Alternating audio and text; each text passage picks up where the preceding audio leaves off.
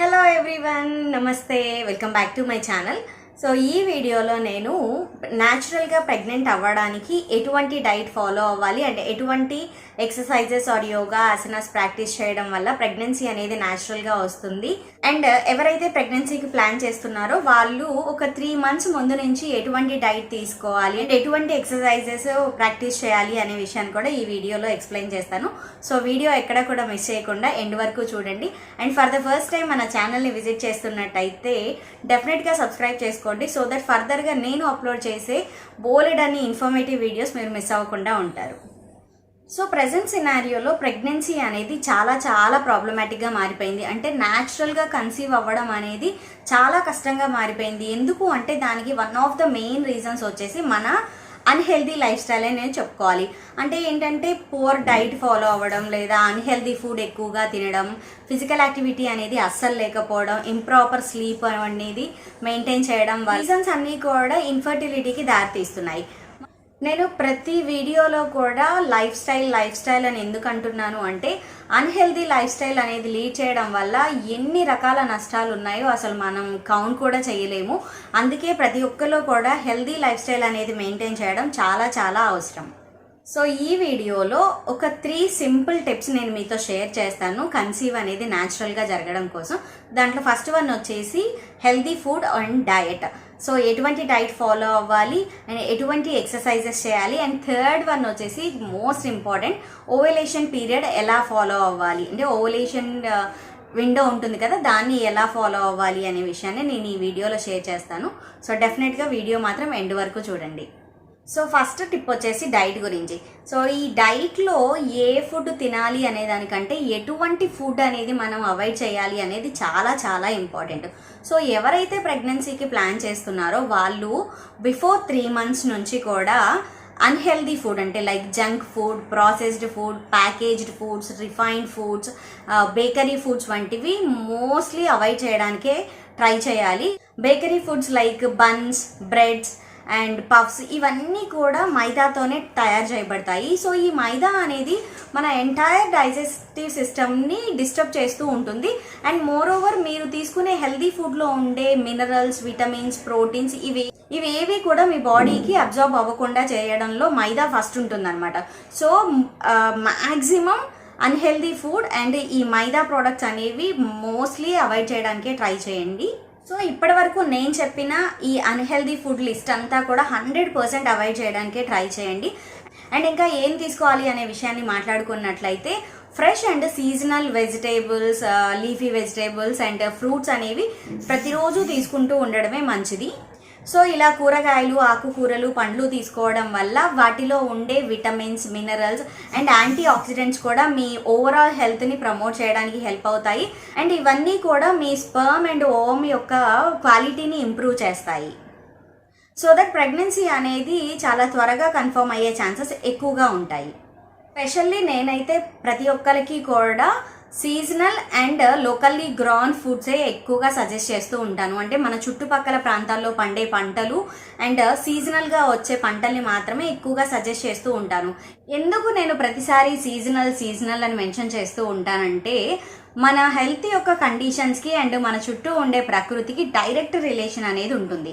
So ఎప్పుడైతే seasons change అవుతూ ఉంటాయో మన హెల్త్ కూడా మారుతూ ఉంటుంది కదా. సో మన ఆరోగ్యాన్ని బట్టి ప్రకృతి కూడా మనకి ఏం కావాలో అవే ఇస్తూ ఉంటుంది.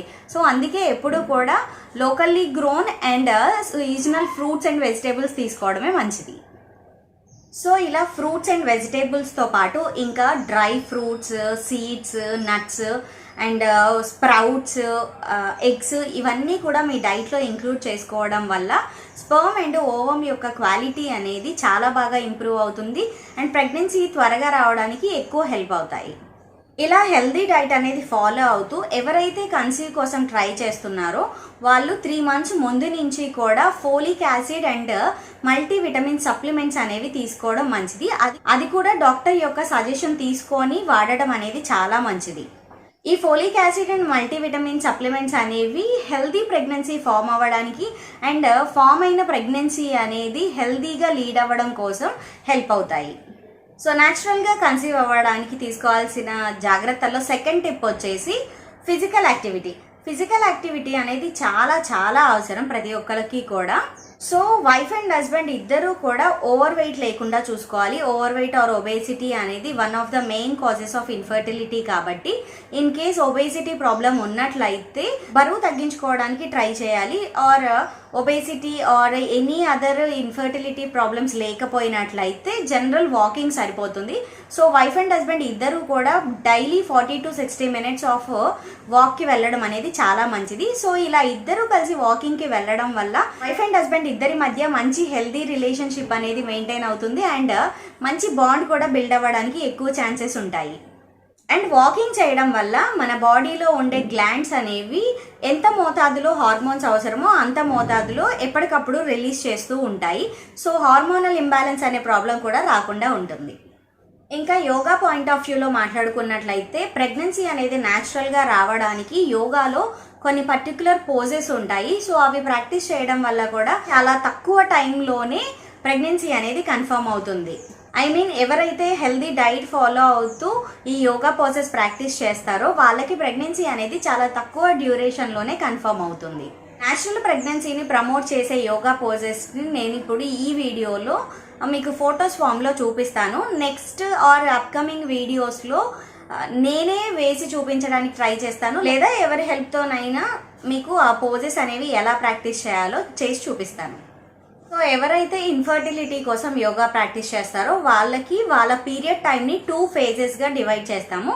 Pre ovulation and ovulation and post ovulation పీరియడ్గా డివైడ్ చేసి యోగా పోజెస్ అనేవి మేము ప్రాక్టీస్ చేపిస్తూ ఉంటాము.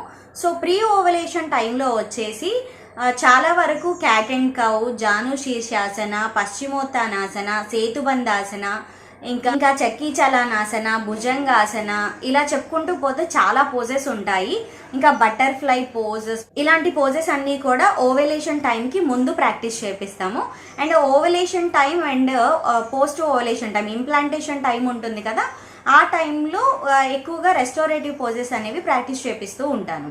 Ovulation time and post ovulation time, nothing but implantation టైంలో సుప్తబద్ధ కోణాసన, legs up to the wall, విపరీత కర్ణి with wall support, butterfly pose with wall support, butterfly pose, సేతుబంధాసన with pillows, happy baby pose వంటి పోజెస్ని ప్రాక్టీస్ చేపిస్తూ ఉంటాను. సో ఇవన్నీ కూడా ఓవలేషన్ టైం అండ్ ఇంప్లాంటేషన్ టైంలో చాలా బాగా హెల్ప్ అవుతాయి ప్రెగ్నెన్సీ అనేది న్యాచురల్గా కన్ఫర్మ్ అవ్వడానికి. మగవారిలో స్పర్మ్ యొక్క క్వాలిటీ, కౌంట్, స్పర్మ్ యొక్క motility and fertility chances increase అవ్వడానికి స్పెషల్లీ ఒక 4 పోజెస్ ఉంటాయి. లైక్ సేతుబంధాసన, భుజంగాసన, రివర్స్ టేబుల్ పోజ్ అండ్ పూర్వోత్తానాసన. ఇవి కాస్త డైనమిక్గా అండ్ 10 to 15 seconds పాటు హోల్డ్ చేయడం అనేది చాలా మంచిది.